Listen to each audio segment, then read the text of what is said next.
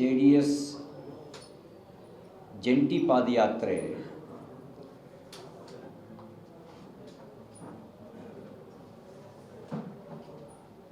ಈಗದೊಂದು ರೀತಿಯ ಜನಾಂದೋಲನವಾಗಿ ರೂಪುಗೊಂಡಿದೆ.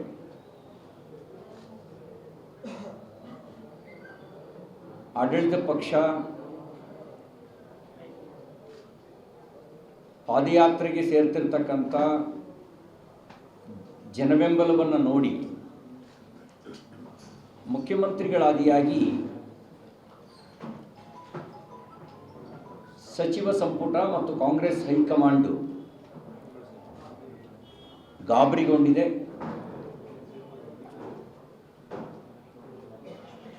ಅವರು ಭಯಭೀತರಾಗಿ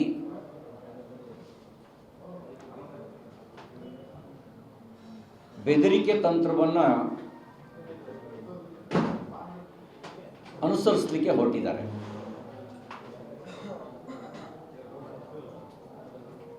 ನಮ್ಮ ಪಾದಯಾತ್ರೆ ಕಾಂಗ್ರೆಸ್ ಸರ್ಕಾರದ ಭ್ರಷ್ಟಾಚಾರದ ವಿರುದ್ಧ, ನಮ್ಮ ಪಾದಯಾತ್ರೆ ಮಹರ್ಷಿ ವಾಲ್ಮೀಕಿ ಅಭಿವೃದ್ಧಿ ನಿಗಮದಲ್ಲಿ 187 ಕೋಟಿ ರೂಪಾಯಿಗಳನ್ನು ನಕಲಿ ಖಾತೆಗೆ ವರ್ಗಾವಣೆ ಮಾಡಿಕೊಂಡಿರ್ತಕ್ಕಂಥ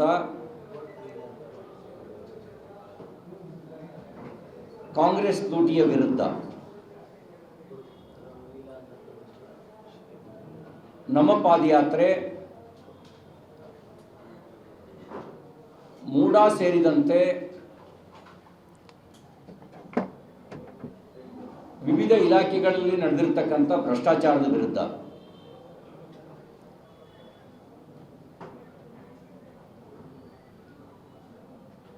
ನಾವು ಮುಖ್ಯಮಂತ್ರಿ ಸಿದ್ದರಾಮಯ್ಯನವರಿಗೆ ತಮ್ಮ ಮೂಲಕ ಒಂದು ಪ್ರಶ್ನೆಯನ್ನು ಕೇಳಲಿಕ್ಕೆ ಬಯಸ್ತೇನೆ. ನೀವು ಹೇಳ್ಕೊಂಡಿದ್ದೀರಿ, ನನ್ನ 40 ವರ್ಷದ ಸಾರ್ವಜನಿಕ ಜೀವನ ಒಂದೇ ಒಂದು ಕಳಂಕ ಇಲ್ಲ ಅಂತ ಹೇಳಿದ್ದೀರಿ.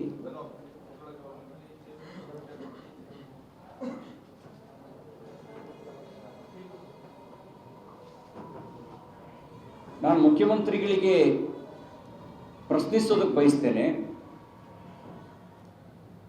ಮೂಡ ಹಗರಣ ಕಳಂಕ ಅಲ್ಲವೇ?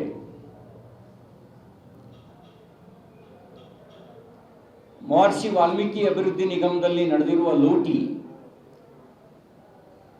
ನಿಮ್ಮ ಸರ್ಕಾರಕ್ಕೆ ಕಪ್ಪು ಚುಕ್ಕೆ ಅಲ್ವೇ?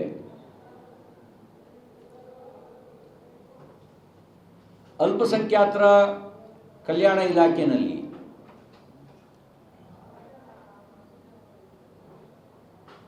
KTTP ಆಕ್ಟ್ನ ಉಲ್ಲಂಘಿಸಿ ಒಂದೇ ಕಂಪನಿಗೆ 600 ಕೋಟಿ ರೂಪಾಯಿಗಳನ್ನು ಟೆಂಡರ್ ಕೊಟ್ಟಿರ್ತಕ್ಕಂಥದ್ದು ನಿಯಮ ಉಲ್ಲಂಘನೆ ಮಾಡಿ, ಅದು ಕಪ್ಪು ಚುಕ್ಕೆ ಅಲ್ವೇ?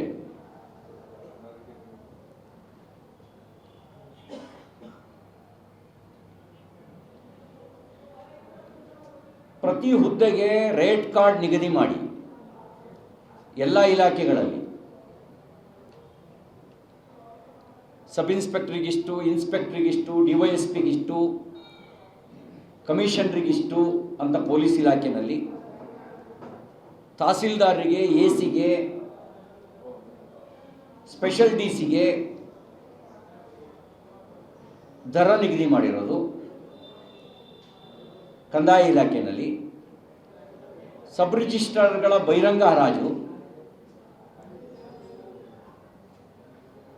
ಎಕ್ಸೈಸ್ ಡಿಪಾರ್ಟ್ಮೆಂಟ್ನಲ್ಲಿ ಎಕ್ಸೈಸ್ ಇನ್ಸ್ಪೆಕ್ಟರ್ ಮತ್ತು DC ಗಳಿಗೆ ದರ ನಿಗದಿ,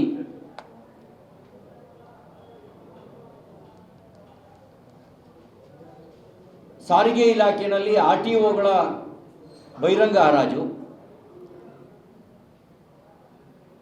ಇದು ತಮ್ಮ ಆಡಳಿತದ ಕಳಂಕ ಅಲ್ವಾ?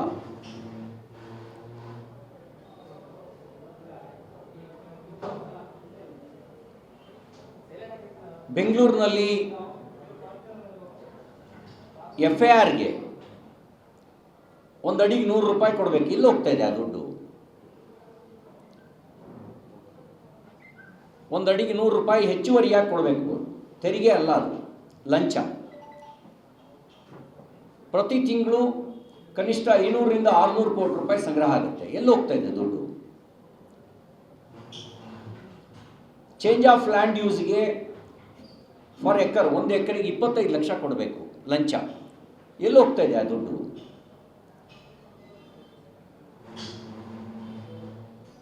ಇದೆಲ್ಲ ಆಡಳಿತದ ಕಳಂಕ ಅಲ್ವಾ?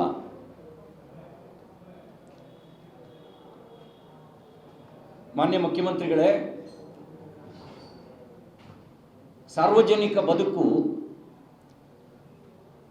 ಸ್ವಚ್ಛವಾಗಿದ್ದರೆ ಮಾತ್ರ ಕಳಂಕವಿಲ್ಲದ ಆಡಳಿತ ಅಂತ ಕರಿಬಹುದು. ನಿಮ್ಮ ಸಾರ್ವಜನಿಕ ಬದುಕಿನಲ್ಲಿ ಸ್ವಚ್ಛತೆ ಎಲ್ಲಿದೆ?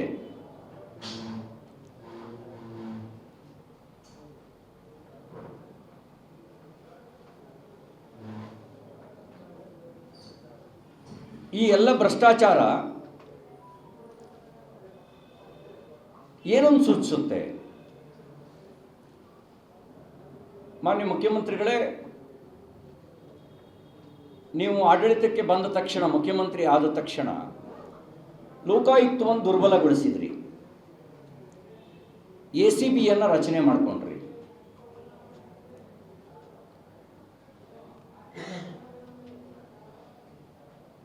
ಲೋಕಾಯುಕ್ತ ದುರ್ಬಲಗೊಳಿಸಿದ್ದೇನೆ ನಿಮ್ಮ ಸರ್ಕಾರದ ಮೇಲೆ ಬರುವ ಆರೋಪಗಳನ್ನು ಮುಚ್ಚಾಕೊಳ್ಳೋದಕ್ಕೋಸ್ಕರನೇ ದುರ್ಬಲಗೊಳಿಸಿದ್ರಿ.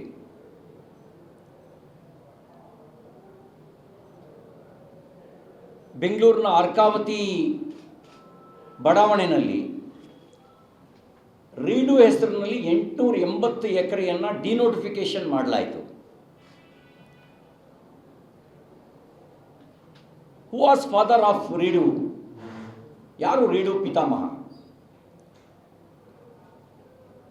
What is the definition of redo? ರೀಡುವಿಗೆ ಡಿಕ್ಷನರಿ ಮೀನಿಂಗ್ ಏನಿದೆ? ಆದರೆ ನಿಮ್ಮ ಸರ್ಕಾರ ಮಾಡಿದ್ದೇನು? ರೀಡು ಹೆಸರಿನಲ್ಲಿ 880 ಎಕರೆಯನ್ನು ಡಿನೋಟಿಫಿಕೇಶನ್ ಮಾಡಲಾಯಿತು. ಎಕರೆಗೆ 2 ಕೋಟಿ ರೂಪಾಯಿ ಪಡೆದು. ಅದಿದು ಆಡಳಿತದ ಕಳಂಕ ಅಲ್ವಾ? ಇದು ಕಪ್ಪು ಚುಕ್ಕೆ ಅಲ್ವಾ?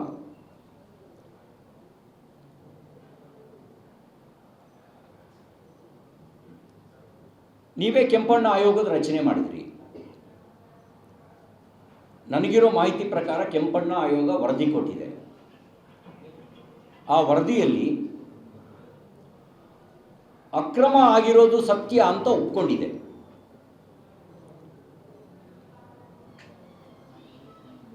ನ್ಯಾಯಾಲಯದ ಗೈಡ್ಲೈನ್ಸನ್ನು ಮೀರಿ, ನಿರ್ದೇಶನವನ್ನು ಮೀರಿ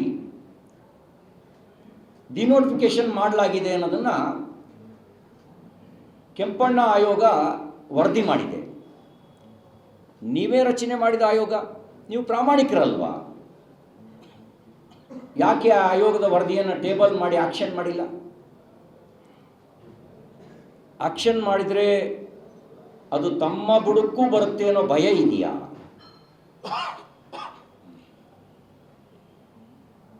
ಯಾರ್ಯಾರು ಅರ್ಕಾವತಿ ಹಗರಣದಲ್ಲಿ ಭಾಗಿಯಾಗಿದ್ರು ಅಂಥೇಳಿ ಸಂಶಯದ ಬೆಟ್ಟನ್ನು ನ್ಯಾಯಮೂರ್ತಿ ಕೆಂಪಣ್ಣವರು ತೋರಿಸಿದ್ರು, ಅವರೆಲ್ಲರಿಗೂ ಆಯಕಟ್ಟಿನ ಜಾಗವನ್ನು ನಿವೃತ್ತಿ ನಂತರನೂ ದಯಪಾಲಿಸಿದ್ರಿ.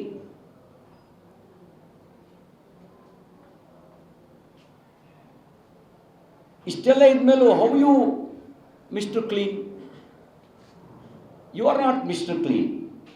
ಇದೆಲ್ಲ ತೋರಿಸುತ್ತೆ you are mister corrupt. You are not a mister clean. ಇದೆಲ್ಲವೂ ಹೇಳ್ತವೆ ನೀವು ಭ್ರಷ್ಟಾಚಾರದ ಪೋಷಕರಾಗಿದ್ದೀರಿ, ಭ್ರಷ್ಟಾಚಾರದ ಫಲಾನುಭವಿಯಾಗಿದ್ದೀರಿ. ನೀವು ಫಲಾನುಭವಿಯೂ ಹೌದು, ಪೋಷಕರು ಹೌದು. ಆದರೆ ನಿಮಗೆ ಪ್ರಜಾಪ್ರಭುತ್ವದ ಮೇಲೆ ನಂಬಿಕೆ ಇದ್ದಿದ್ದರೆ ಪ್ರತಿಪಕ್ಷಗಳು ಮಾಡುವ ಆರೋಪಕ್ಕೆ ಸದನದಲ್ಲಿ ನೀವು ಉತ್ತರಿಸ್ತಾ ಇದ್ದೀರಿ. ಪ್ರಜಾಪ್ರಭುತ್ವದಲ್ಲಿ ಬಹುದೊಡ್ಡ ವೇದಿಕೆ ಸದನ. ಅದು ವಿಧಾನ ಮಂಡಲ, ಅದು ವಿಧಾನಸಭೆ ಇರ್ಬೋದು, ವಿಧಾನ ಪರಿಷತ್ ಇರ್ಬೋದು. ಇದೇ ಬಹುದೊಡ್ಡ ವೇದಿಕೆ.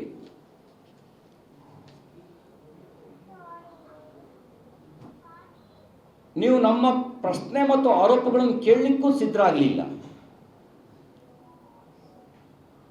ಅಲ್ಲಿ ಪಲಾಯನ ಮಾಡಿದ್ವಿ.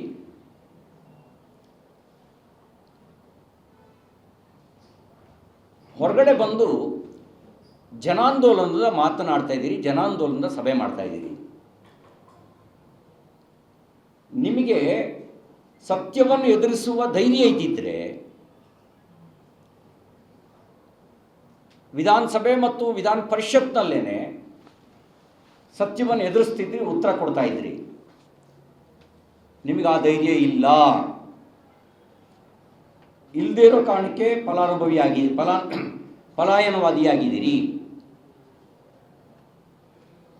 ನೀವು ಫಲಾನುಭವಿ ಆಗಿರೋ ಕಾರಣಕ್ಕೋಸ್ಕರನೇ ಪಲಾಯನವಾದಿಯಾದ್ರಿ.